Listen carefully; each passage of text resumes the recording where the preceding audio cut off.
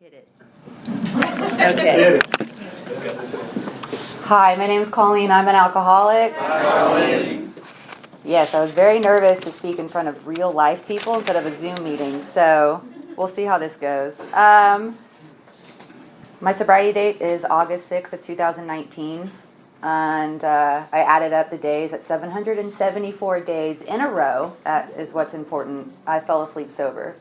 That was one of the best pieces of advice I got when I came in here for one day at a time, was just fall asleep sober tonight.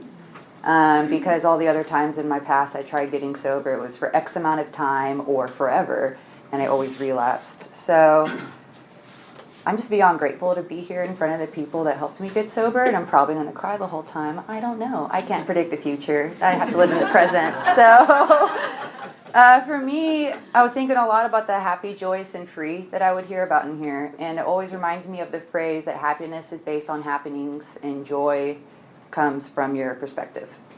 A lot of times in my life, I was always really happy, but I had no joy because this is a disease of perception for me. Growing up, my parents never knew what to do with me. I was always very rambunctious. I could never sit still. They put me in every sport imaginable. I was a competitive swimmer, competitive cheerleader. I danced around. I played baseball for once. I started acting at a really young age, and I realized how much I loved performing in front of people because I didn't have to be myself. And I think that's when I fell in love with acting, is I could be anything and everything. I could be my weird self, but I didn't have to be me. I was raised in a very religious, strict household. I come from a very large Irish Catholic family. My grandfather on my mother's side was a Southern Baptist preacher. So there was a lot of strict rules, and I was a very rebellious child, and didn't like listening to authority. Got in trouble a lot in school. I grew up here, went over to Westfield High School off of Ella 1960. I loved going there because it was very culturally diverse, but there was also lots of gang violence. And I started drinking when I was 14. A friend of mine was killed in a drive-by shooting. Another friend of mine died in a car wreck, and another one did a bunch of outside issues and committed suicide. And at that kind of age, I didn't know how to cope with that emotion. And I would always hang out with one of my few friends. She had much older parents, and so she had her own mini bar in her room. And my first drink was a bunch of shots of Everclear chased down with Boone's Farm Blue Hawaiian. And the moment I started, I loved it because it gave me instant relief from the emotions going on in my head. It gave me an escape from reality happening around me. And I realized that I really loved escaping reality. I did not like it. Nowadays, I call my sobriety raw dogging reality, so that's just kind of how I think of it now. Yeah, I was hooked to drinking. I think I was an alcoholic ever since I was a kid because I never fit in. I was always a black sheep. I was always picked on by my classmates. Then when I started drinking, I was sneaking out every night. Even though my mother was like, you're going to burn in hell, you're going to get pregnant, this is going to happen. And I was a very devout Catholic. I wanted to be a nun. I know it's hard for some of you that know me now, that was probably what my future intentions were whenever I was a kid. And when I got off to college, I was finally free. You know, that happy, joyous, and free. I was like, I'm happy because I'm free. I'm on my own. And I was able to party every night in all the frat houses, and I was just the friend, because I was still a prude Catholic, okay? I was not going to do anything sexual with you, but I was going to drink all your liquor. However, my first encounter in my freshman year was a man came into my dorm room and did assault me, got me drunk and assaulted me, and that was my first ever experience with intimacy. And that's throughout my life up until I came into these rooms. That's all I associated with intimacy was alcohol. When I was 20, I'm going to jump ahead, so general way. I got my first PI. I was in a parked car in a parking garage, and I was trying to chase a boy, and I was upset and sad that he didn't want to love me because I decided to self-sabotage a relationship by mirroring and becoming everything I thought he wanted me to be, and of course he left, and that's also just going to be the story for every other person I ever dated. I'll just say that right now. This is going to end, so let me just self-sabotage it right now so I can be in control of it. It was funny, though, when the cops were booking me and they asked for the Social Security number, I gave mine. It didn't match up. It's because I had my sister's ID. But I guess it was pretty convincing because the whole time they thought it was me. I was very upset at them that they were arresting me, so I peed in the back of the cop car. That was a very shining moment. But then later on, that didn't, that could have been like wake up call number 1. Hey, you're underage and you already got arrested for something related to drinking. No, it wasn't. A few months after that, I'm in college, straight A's, partying every night. I thought I was functioning, drinking and driving all the time. And then I wrecked my car. I flipped it a couple times on 59 and almost killed my friend in the passenger seat. You think that would have stopped me? It didn't. Instead, I was in the middle of performing in a show, and the next night I performed on stage with half of my chest ripped off from the seatbelt. Just took a bunch of shots to alleviate and deal with that. And then like senior year, I became caregiver for my grandfather who had Alzheimer's. Started working in bars, so I started bartending. I loved that. Started hanging out at this underground metal bar. So that's how I got involved in the music industry. And then I started becoming a go-go dancer. And all the potential I had leading up throughout college, I didn't care about it anymore. I finally got to do what I wanted to do, to drink. Every day, all day. After I graduated, that's all I wanted to do. I just wanted to party all day, party all night, fill in the blank, sex, drugs, rock and roll. You name the celebrity or the musician, I probably hung out with them and did some other stuff. I can talk to you after the meeting about that. And it got to the point where I didn't care. I did not care what happened to me. I remember looking around at the people I worked with. I was like, I'm not going to be that when I'm 28 years old. I'm not going to still be working in a bar. I'm going to be an actor. I'm going to be in LA. And then all the relationships I got in, I just squandered away. I got filled with so much anger. I was getting into bar fights. I know. I was very controlling over how people should be around me. I was like, if you act like this, then I'm going to go up in your face. And more friends passed away from alcohol and drug-related incidents. I just still didn't care. I lost all faith in any sort of higher power around that point. After screwing up and actually screwing about half the city, I decided everyone else was the problem in my life, and they were all the reason why I absolutely hated myself and my surroundings, and everyone else was the reason that I failed. So I just moved to Austin overnight because that was going to solve my problems, right? It's like I'm just going to move to a whole new different city, and I moved in with my sister. I got there, and once again, I felt like I was free, and I was happy, but I still had no joy. I drank away all of my savings within 2 months. Because when I got there, Austin's a nice big party town, lots of young people, and it led up to the first time I got sober. But it was not for the right reasons. I was just sitting here remembering of how much of a selfish alcoholic I am, and how I was crying in my room holding a bottle of Jack Daniels, and because I wanted my sister to hear me crying. I wanted her to see how much despair I was in. I wanted her to have so much pity for me and be like, oh, wow, my sister is suffering. And I went into a dual diagnosis program, group therapy, and I remember in there, whenever they were suggesting recovery programs to go into after this is over and your insurance is up, AA was one of them. But on the list, it was just God, God, God, God, God. And me being the dramatic person I am, went outside, tore it up, and lit it on fire, making sure everyone could see how I felt about AA and the God concept. Yeah. And I had to get a job, drank away all my money for the first but not last time. Got a job in a bar, and I was sober for about 6 months that time. This was on willpower alone, because I thought, I got this. Okay, I learned enough from this therapist. I learned enough from the people in that room. And then I went out with my coworkers, and they knew I was sober, but they just offered me an Irish car bomb, and I just went, okay, yeah, and just took it. I didn't even stop for 1 second to be like, no, wait, I'm sober. Because I wanted to fit in. I didn't want them to talk bad about me. My perception that was everyone was talking about me. You all wanted to make fun of me. I had to fit in. And then that relapse lasted, and I got my first DWI. That didn't stop me. I just kept going out. I used my occupational license to go drink and go to the bar. And I also was involved in a lot of outside issues, that helped me to keep partying for days on end. Y'all know what that means. It goes up your nose.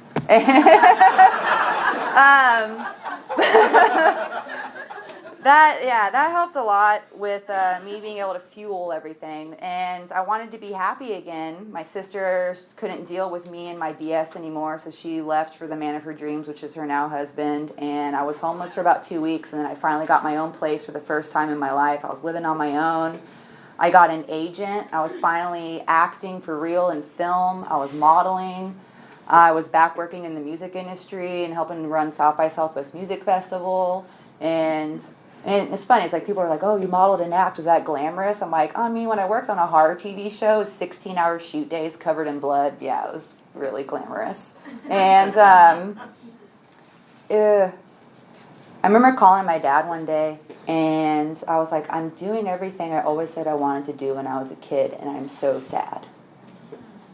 It's like, I should be happy, because I'm pursuing what I thought I loved, but I don't care. And more friends passed.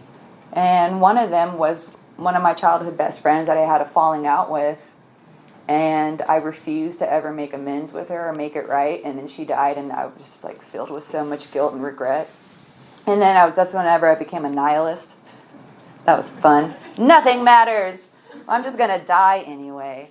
And so I drank, kept waking up in places where I didn't know where I was, how I got there. I had to find myself on a map and try to get back home.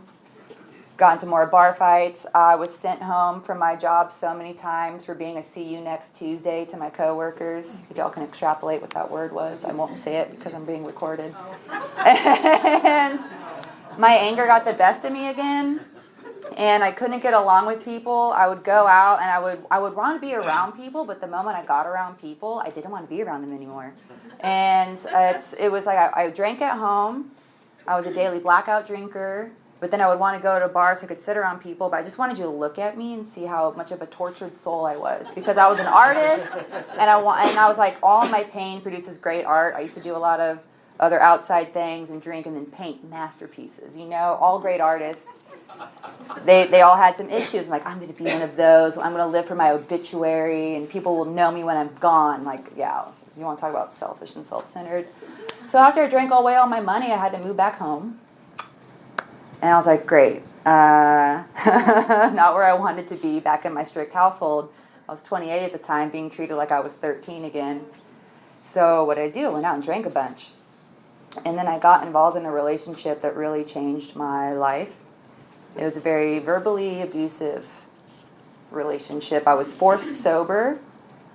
I had to quit acting.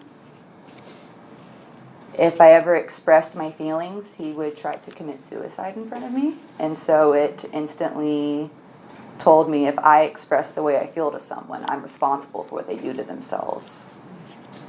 And I realized with that relationship how much of a codependent I was. And that should have been the biggest red flag to leave, but I stayed in that for a year and a half. We lived out of motels because, of course, my parents did not approve of this. They could see that this person was obviously going to take me to the grave. I didn't care. And even though I was sober, I was still high every single day. So when I come in here, I'm like, okay, technically I wasn't really sober. That's just one thing that I took out of the equation. I was living back and forth between here and Huntington Beach, California. And all I lived for, because I wanted so much for this person to love me, figured out they had 2 other fiancés and a bunch of other girlfriends. I found them OD'd in another woman's apartment. But I stayed because I wanted to win. I wanted to have that love. I wanted to be the number 1 fiancé. And just the amount of, like, when I look back on it, I'm like, wow, Coleen, you're a trip. But that torture, I was always belittled, and my panic attacks were turned back on me.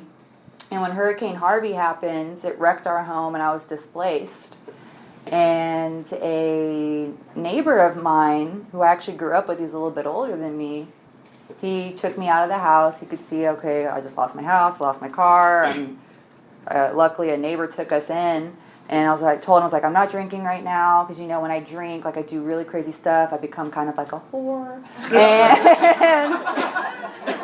And he's like, no, I don't drink either. I'll take you out. If you need to have a glass of wine, I'll take care of you. You're safe with me. Well, that night he raped me. So And it turned out he's schizophrenic, thought I was a part of the CIA, and has been trying to kill me ever since. I have police cases on him, and trying to break into my house, tried to run me over with his car. And there's a lot other times that men have tried to run me over with their cars, and I guess I was kind of toxic too. If people kept thinking to run me over with their car, I was like, oh my gosh, all these people, why do you keep trying to kill me? What are you doing? And so my solution to that was I was so scared to be in my own home that I would just go out every single night. And I would go out, party, so I could find some random person in a bar to take me home, just so I didn't have to be at my own home. I had completely forgotten about all the dreams I wanted. My family was very disappointed that I was a big bag full of wasted potential, that I was never enough. They're very big rags to riches, this, do more, do more, do more, do more, fail, fail, fail. And so my biggest fear currently is always the fear of failure. So, long story short, that led to a lot of toxic relationships that I put myself in to try to escape my household and my surroundings. I would try to stay sober for like a day or two because I kept wrecking my car. You know, it's the other person's fault. They shouldn't have been parked right there. And you think that would have woken me up. I got into another very nasty relationship, very psychologically abusive.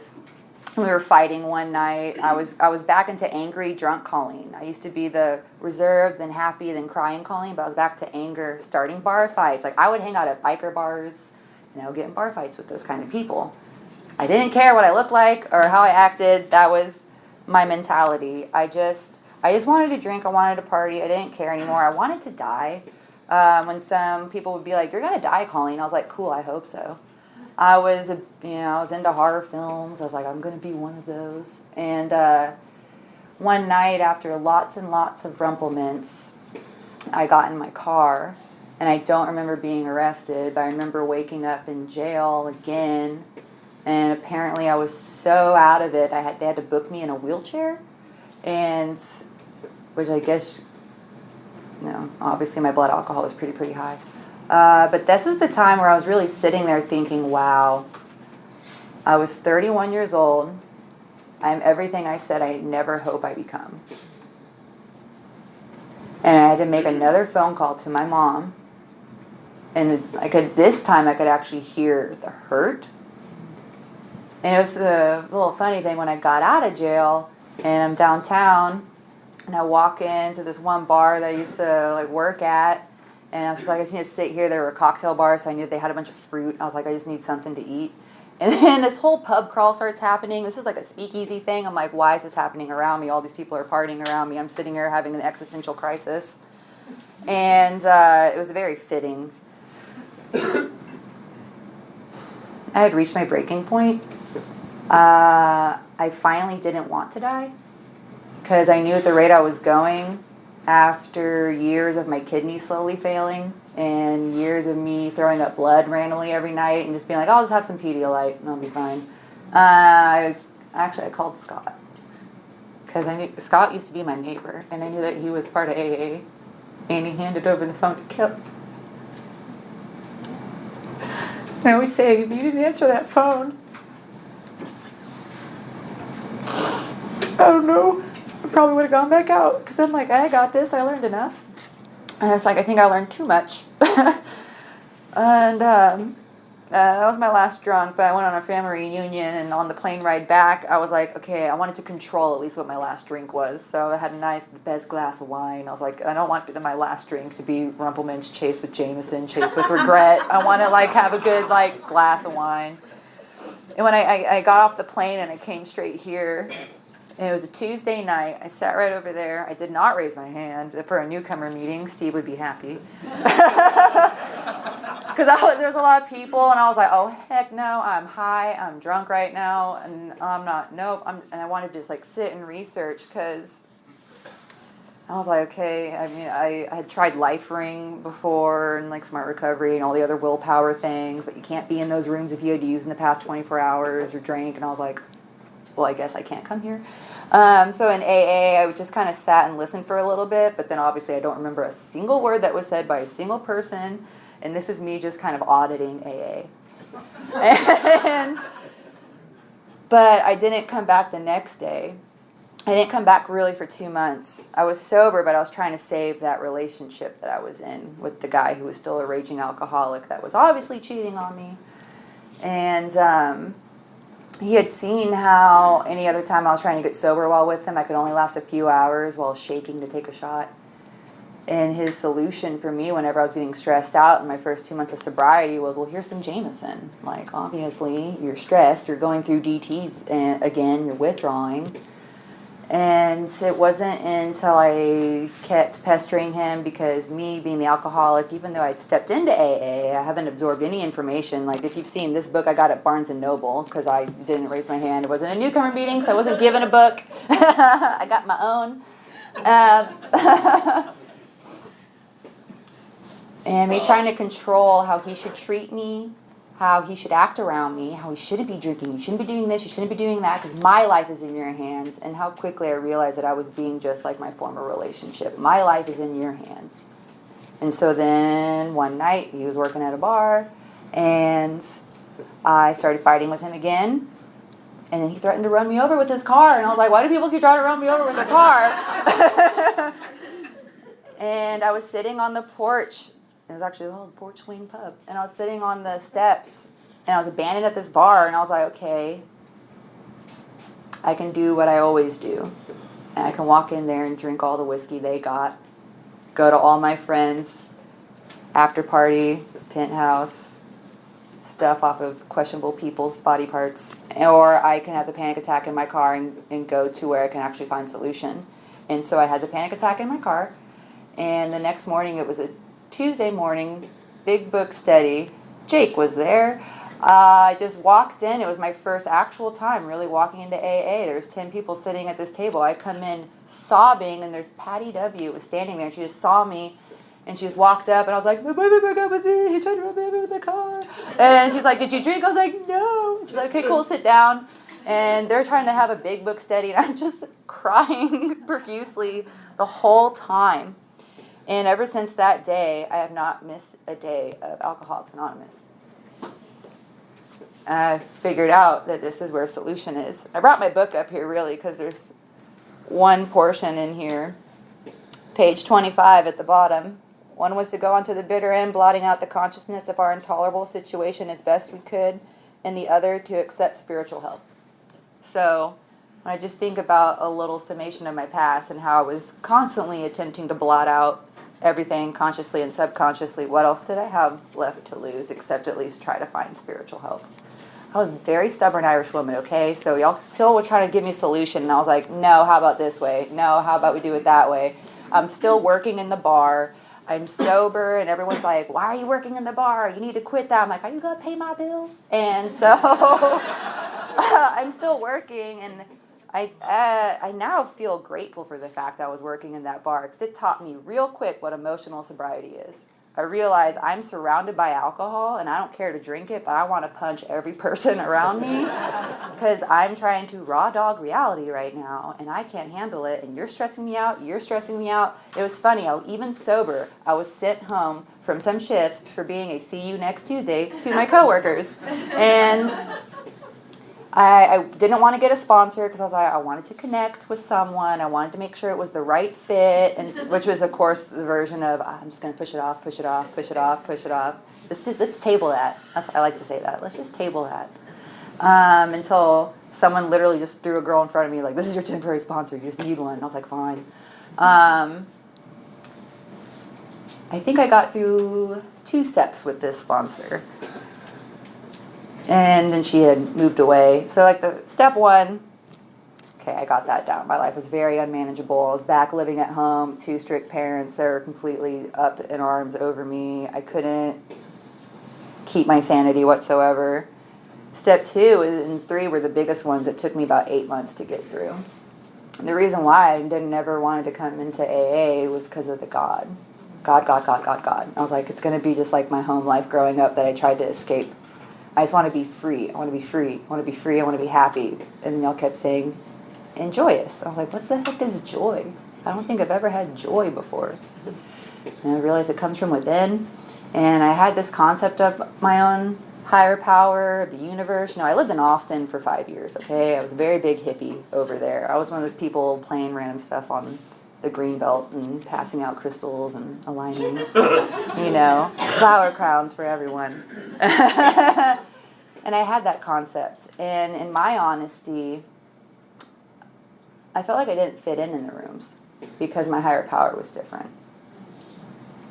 I know I'm not supposed to. My mind wanted to judge what one person said to me as the group as a whole. I was told my higher power was wrong. I told someone I wanted them to sponsor me. They wouldn't sponsor me because I didn't believe in God.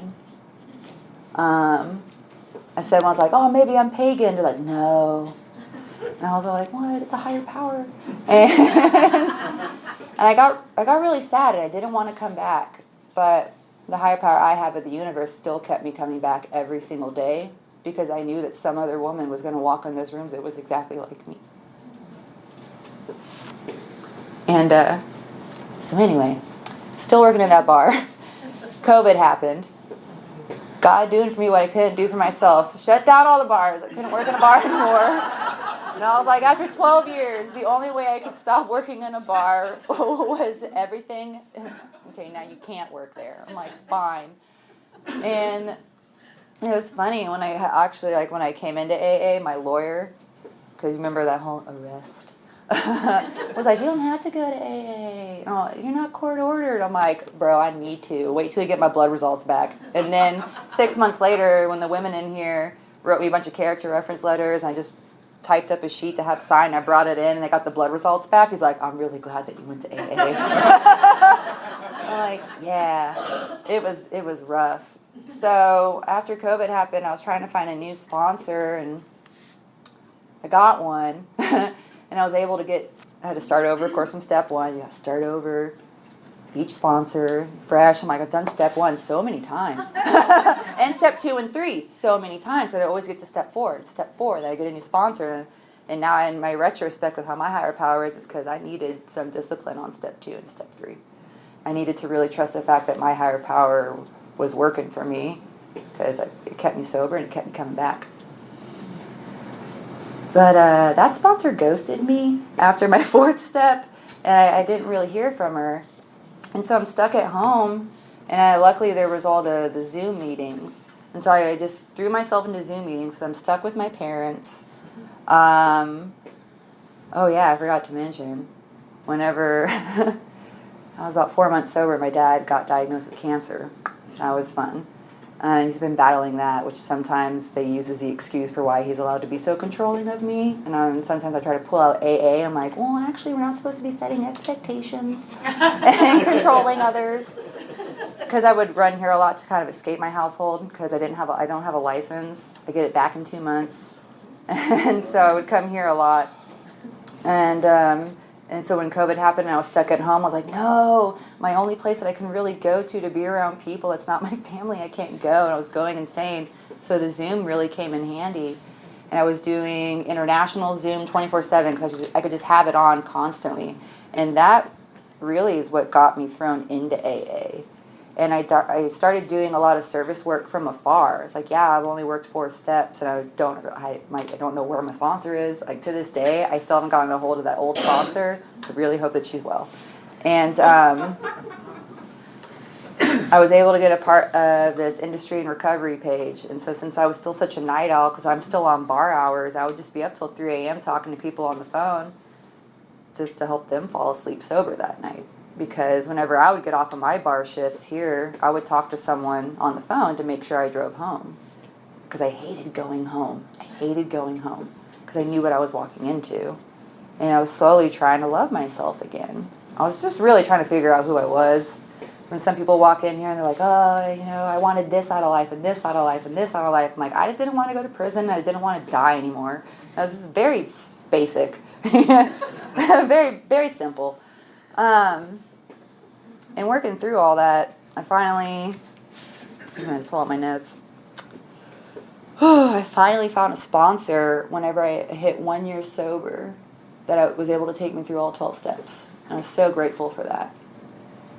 It was also funny because since I had to have my court slip signed, I was always trying to come up here whenever COVID was happening, and I was trying to get the meetings going and meetings going. And it's funny, I was still a selfish alcoholic. I was like, it's for the people, but it's because I need my paper signed. And I got and I got a key, and so I was able to help like run some meetings. And it was just kind of like happened where I started like leading this random Tuesday noon meeting that I led for like 9-10 months. And it's just funny, I just couldn't get put in those situations where I was like, because a lot of newcomers were coming here after that, and I was like, I have like less than a year, but I have more than a day, so I guess it works. And little by little, trying to learn about emotional sobriety and practicing the principles in all of my affairs. You know, to try to get sober with your 2 strict parents when you're 33 years old, it's a really good place to practice keeping your mouth shut. And so my 4th step, though, going through that, and so I think I went through that 3 times, the resentments I had towards people was so hard because I thought that I was such a caring person and I didn't really hold on to grudges because I'd experienced so much death in my life. I knew, like, we're just here and we die and things happen. But it was the violence that had happened to me that I couldn't let go of. And when I was told that I would have to find my part in it, I got really, really angry. I was like, why do I have to find my part for merely existing for these people, sexually assaulting me, raping, abusing, all of that?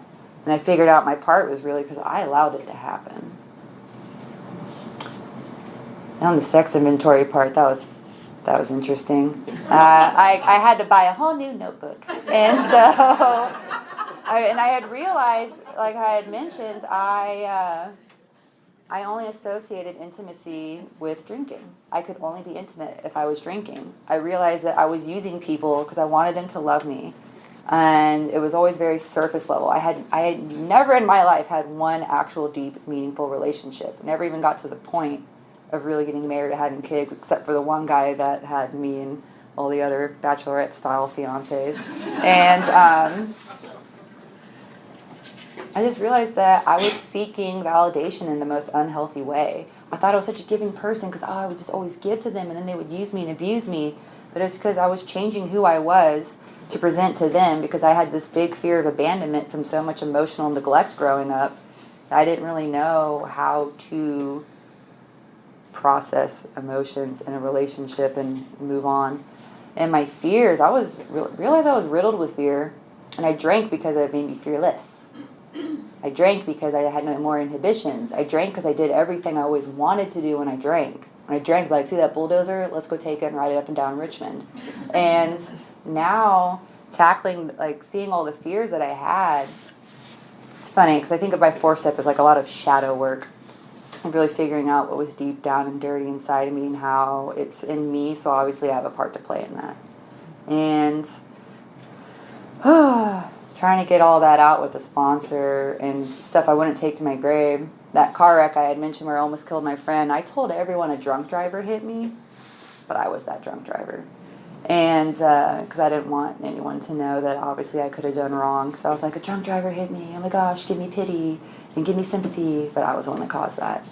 And trying to like remove all the defects of character, I thought that I had to do that.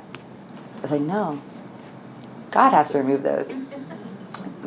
And it's so funny how easily I would slip into my old thinking of trying to play God. Because every other time I tried to get sober, I was in control of it. I was going to use my tools and all the things I learned from doctors. And I was a big nerd growing up. I loved learning. I loved history. I was like, I'm sure I read a book on this. I'm sure there's something and I can learn about this. I had to remember that my willpower really, really sucks. Because if it had worked, I would have gotten sober that first time at 24 and I would have stayed sober. It was funny thing was the first 2 months when I wasn't coming here to meetings, I actually kept my old Jameson bottle on my bedside table as to be like, see, I'll leave it there and I'm not going to drink it because it'll be just a reminder. And when I actually started coming to meetings, I was like, wow, this is really stupid. I should probably throw this away. I'm like, oh, so you don't just keep your bottles to stare at them and be like, now I'll show you, Jameson. I'm not going to drink you. And I'm all like, Coleen, one bad night, and you're just going to come home and be like, hey, baby. And over the course of the past 2 years, I keep finding stashed drugs and bottles throughout my room and car and clothing garments. Oh, so moving along. When I had to make amends, I guess I got lucky because it was COVID and I couldn't do face-to-face. And me being a person that hates confrontation, it was perfect. But I just had to do like FaceTime calls. And it was so funny. I had so much fear trying to go to make amends. But then when I actually did it, I was like, oh, half of them didn't even remember what the situation was, because me being an alcoholic and everything's about me. You're looking at me, you're talking about me, I'm on your mind, I am the main character in your life, and everyone is dreaming of me. And, and they're like, oh, what? That? Huh? That was like 10 years ago. I'm like, what? But it's haunted me my whole life. And it's just funny. I was like, oh, so if these people could move past it, I should be able to as well. And like 10-step work, that's where I really had to work a lot on my family. People would always say like whenever they're driving their cars around, but for me it's whenever I'd be at a grocery store and walking around people, I get more ticked off if there's someone that just won't move out of my way.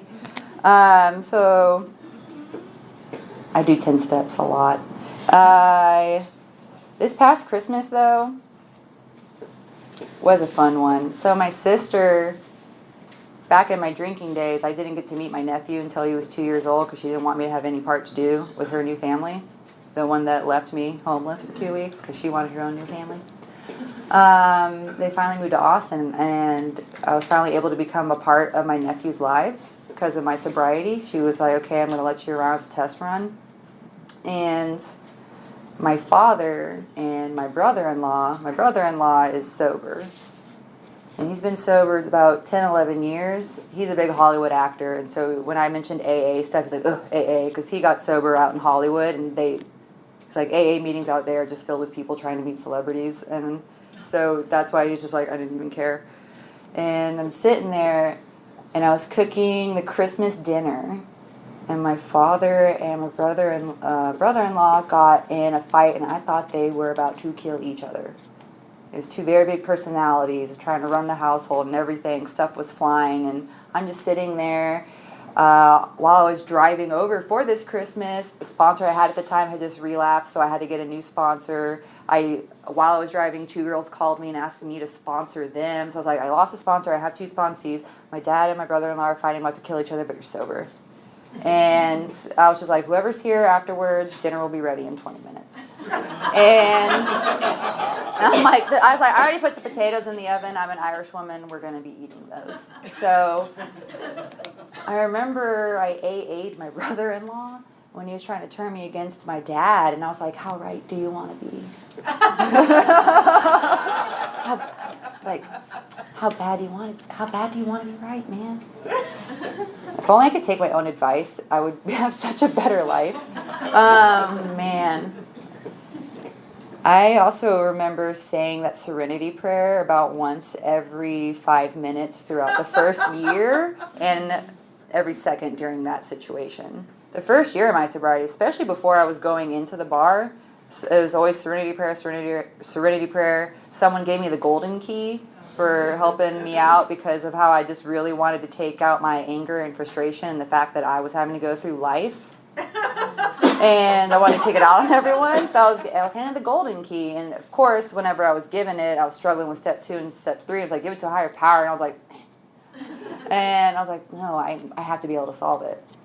And so after that happened, that was fun. It's been really sad, though, because I don't know with these holidays coming up if I'll be able to see my nephews. I talked to my sister, but I don't know. It's a really hard struggle. But I would always come to the women's meetings to help let that out. I let out my father a lot with the ladies here. And y'all always were there to help me. Also, those noon meetings, Steve knows, noon meetings rock. They got me through everything. Also because I was still working nights, so I couldn't come to night meetings. I'm not a morning person. I went to 2 of these morning meetings. I was not spiritual enough yet. I'm not spiritual until about 9:30. And trying to get through that. It took me a while before I could find a new sponsor, and it was just so hard because I didn't really have a sponsor to call after that Christmas situation. I'm coming back. I don't know the state of our family. But I still had the women to call and other people to call. Doesn't mean I always picked up the phone though. I would still go back and isolate into myself, and I didn't really know how to handle the situation. I couldn't go anywhere legally. I couldn't just like go for a drive like I used to always love to do. That freedom was taken away from me. I had a lot of freedoms taken away from me, or surface level freedoms. And I was also thinking, step 11, trying to keep a conscious contact. That's when I really got into my meditation. I was always a big meditator, hippie life. The praying, though, I would have to call it mantra whenever I first came in here, because I was like, I'm not going to say prayer or God. It's going to be universe and mantra. But now I have no problem. But it's just I had to do what I had to do so that I could keep coming back. I was like, it's going to be mantra meditation, because if I keep saying prayer or God, I'm going to throw up on myself. And so, but I kept doing that. And it was funny whenever I was sitting there and just always I was still struggling with this higher power concept, because like I know I have it, but I still feel like everyone's judging me for what it is, because my parents were always judging me for what my higher power concept was. Like I said, Grandpa, Southern Baptist preacher. My mom still does not want to hear anything about any kind of other option. And I remember I was sitting on the back deck of our house, and I was just crying and crying and crying, and I was just like, did my little mantra and put out to the universe. I was like, I'm going to connect with the higher power now. And this random beautiful cat just came up to me and sat in my lap. And I was like, God? And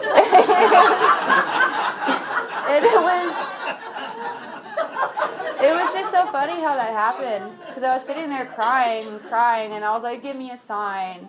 And this beautiful cat, and it was like this stray cat, just came up and just kept nestling and snuggling with me, and it stayed there for a couple days. And I was just like, this can't be a coincidence.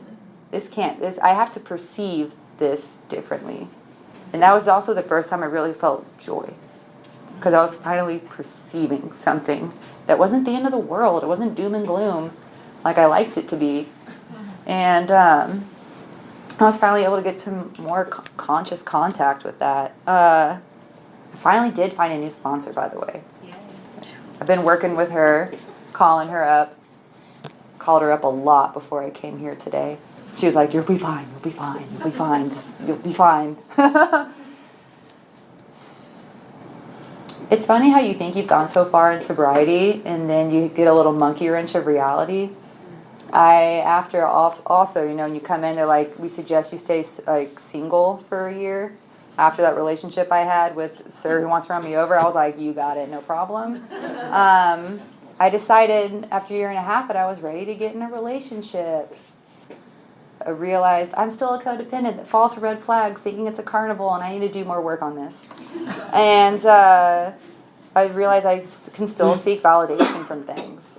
Because I had that old thinking of, I'm sober now, so everything should be fixed, right? I did step work. I've done it twice. Like, everything should be perfect, okay? But then life keeps happening, and that's why I like the progress, not perfection. This is very much so a lifelong recovery, and I always have to focus on just one day at a time. And the 12-step work, and I realized that I was doing 12-step work before I even got to step 12. I always say that, like, just because if you're not even at step 12 doesn't mean you still can't help another alcoholic and try to spread the message. To me, I know it might be like kosher, but if someone gets sober, I don't care how they get sober. It doesn't have to be in these rooms. I just don't want anyone to feel the pain I had to go through and think that that's the only solution. The gifts I got out of sobriety and the people always helping me to tackle my fear of failure. I finally got into cooking and baking. I got into my art again, which was my biggest release. And everyone that was trying to get me to work an office job, sorry, I started my own business. So, but that's that gift of sobriety that I'm so grateful for, that everyone believed in me that I could do that. The fact that I didn't even think I could do that. And when I actually hear my parents say that they're proud of me and they mean it, they said that to me before I came down here, and I cried a little bit. And I was like, I haven't even spoken yet, and you're already making me cry. Also, another little thing I got to experience in sobriety again was the death of some close friends. Over the past few months, another friend of mine, he was shot, another one had committed suicide, another one randomly died from hemorrhage from drinking. But I did not want to drink over it. I didn't want to do the selfish Irish wake over it anymore of everyone look at me, I'm suffering.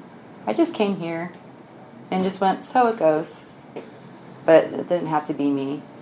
And then I just started thinking a lot about Mark Walking Stick. And he taught me so much on acceptance. And I was thinking about how the last conversation I had with him was on the July birthday night. And because he had seen me in the noon meeting beforehand crying about the guy that I thought was going to be my first new real relationship in sobriety.